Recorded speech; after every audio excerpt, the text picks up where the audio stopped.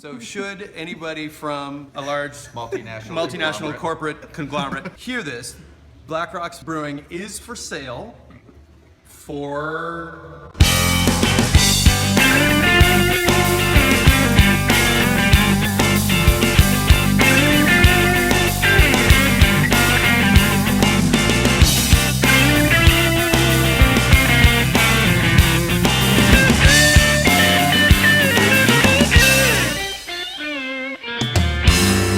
Welcome back to the Happy Hour, guys, and welcome back to Marquette, Michigan. We're at one of our favorite places, not just because I grew up here in the UP. So please, if you would, sir, your name and your position here. Sure, my name is Andy Langlois. I'm the brewsician.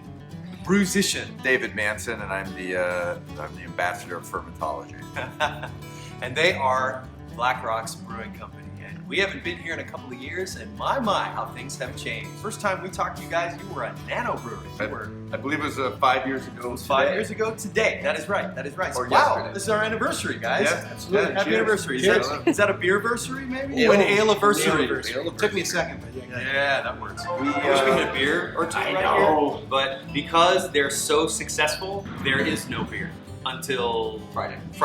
We continued on with our one barrel production and kind of ran the open till empty as long as we could tolerate it and our customers would tolerate it. Probably about 6 months in. We'll have that removed, sir. That's my brother trying to help as a camera person and maybe not succeeding as much as we hoped. 7 months into it, decided that was ridiculous after acquiring additional fermenters and still kind of running up with the supply issue. And that's not at this location, that was at the tap room.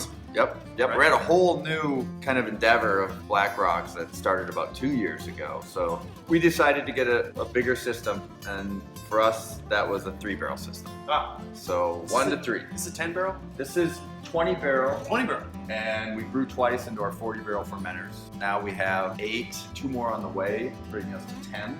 A lot of stainless steel. A lot of stainless steel. So you went, let's see. Yeah, In 5 go through the years, chronology. in 5 years you went 1 barrel, Yep. 3 barrel, Yep. 20 barrel? Yep.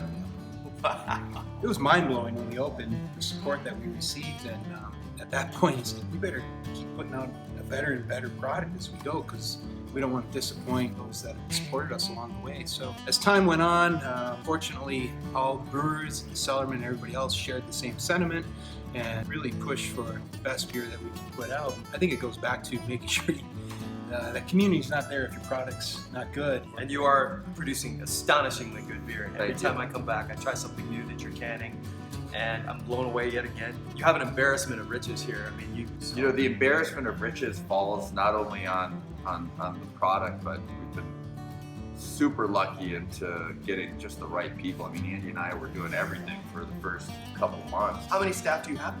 We're at 14. 14? Yep. And that's full-time staff? It's a hodgepodge because everybody does a little bit of everything. Yeah. Guys at the bar tending will come over and run the canning line. Yeah. One of the tenders is also one of our cellarmen. It is quadrupled in size, gone up by a factor of 10. I mean, We started with 270 barrels of beer That first our year. first year, and this year I think we're gonna end up right around 5,500.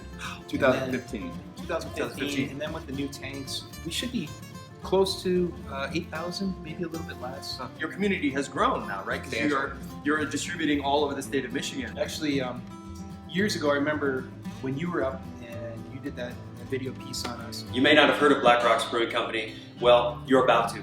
They just got started. and before you left, you said, "I'm really excited for you guys. You guys aren't gonna believe the adventure you're about to go on." Yeah, that's true. And at the time, I was like, "What's he talking about?" We're just looking at But next now, week. 5 years later, I'm like, yeah, you're right. It's exciting. It's exciting to, especially starting as small as we did, to actually get to that point. And What's been the biggest surprise in the growth? Like, what didn't you expect? Let's say when you took over this space and you started canning and distributing, what was a big surprise? I would say initially we thought, well, we're going to have way too much. Again, we're conservative, we're cautious, but we're going to have way too much beer. Where are we going to put all this beer? What are we going to do with it? Yeah. And it's just been a continual go until basically they say no, and we haven't gotten to no yet. So what's been one key to their success so far? The answer might just surprise you. It's something many of us have done.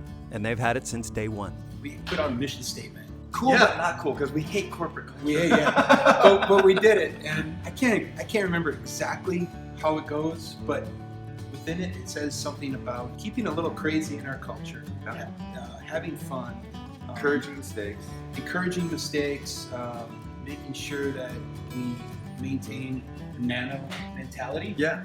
Because that's where the craft is home. Absolutely. Those hundreds and hundreds of batches. You still run that little one barrel Oh, yeah. pilot Absolutely. system. That's Yep. amazing.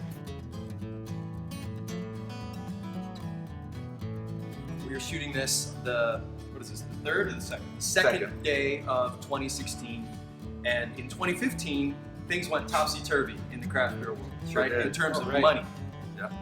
So maybe someday, 5 years from now, there will be another building full, or there'll be, fermenters outside with big fancy insulating jackets on them to keep the sub-zero temperatures out, or there'll be all kinds of stuff here, and you guys will have debt. You guys will have gone to the bank or gone to your investors. Again. Again. A gentleman might come in here, maybe he's wearing a suit, maybe he's just wearing Patagonia, you know what I mean, real expensive outdoor gear, and he'll sit down and he'll say, so we can make that all go away for you. And we can put your stuff on our trucks and it'll go to all corners of the world. Yeah.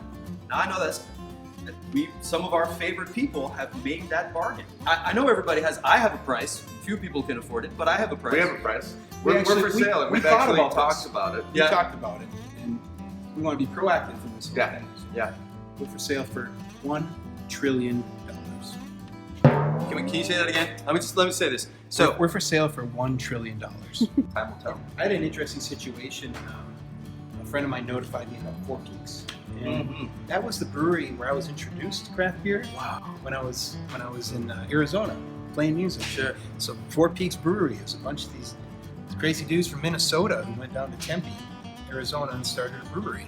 And at the time, they were relatively small. They were probably this big, or maybe a little bit smaller. And that was my introduction. So to hear that, they ended up joining forces with InBev.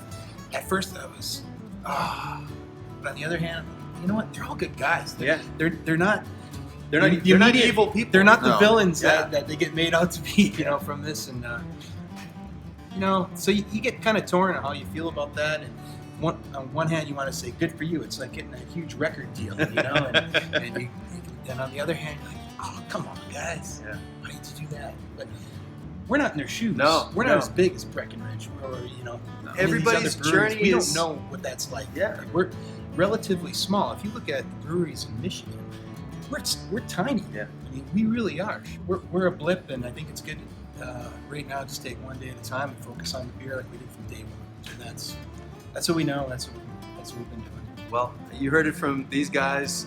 We've had the great good pleasure of chatting with them and checking in with them over the years, and we will continue to do that at the Happy Hour Guys because these guys feel like family to us. Craft beer will always be family to us. So as I said, you have an opportunity to get anywhere near Marquette, you got to come check these guys out. And whatever happened to their original space where the tap room was back in 2011, it is still going strong. They feature music 5 nights a week, outside in the summer times when the weather finally gets good, and their mug club, well, there's a long, long waiting list. And nope, you may not use mine. Anything you want to say, open mic night, go for it. Happy Hour Nation, thank you for tuning in and checking out another episode with Jimmy Ludwig and the gang. And stop on up and see us sometime. If you're near Marquette, Michigan, we'd love to meet you. Cheers. I don't know what to do with my hands. Your hands aren't even in the frame. You're okay. All right, good. Happy Hour Nation, thank you guys for tuning in. We've tried to get back to a lot of you from our first episode. I hope that we haven't left anybody hanging. If you guys ever have any questions, we're beholden upon ourselves to pay it forward. We asked a lot of people a lot of questions, so we're here. We're here to answer anything you guys have. If you want to follow your passion, your dream, make sure it's just those passions and dreams, because everything else won't carry you that far. So, Thank you so much for having us, Cheers. man. Cheers. salute. Cheers. We'll see you guys next time.